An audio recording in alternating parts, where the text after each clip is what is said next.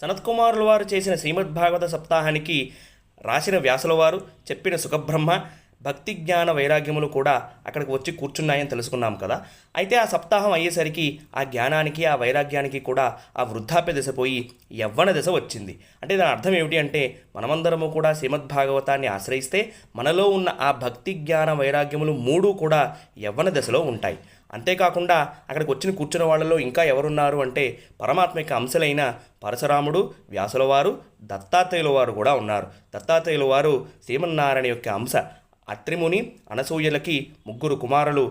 దత్తాత్రేయుల వారు దూర్వాసుడు, చంద్రుడు. దత్తాత్రేయుల వారు శ్రీమన్నారాయణ అంశ, దూర్వాసుడు శంకరాంశ, చంద్రుడు బ్రహ్మగారి అంశ. శ్రీమద్భాగవతం 4వ స్కందం 1వ అధ్యాయం 15వ శ్లోకం చాలా స్పష్టంగా చెబుతుంది. వీళ్ళందరూ వచ్చి ఎందుకు వింటారు అంటే పరమాత్మ యొక్క లీలా స్వరూపము గుణ వైభవములన్నీ తెలుస్తాయి కాబట్టి.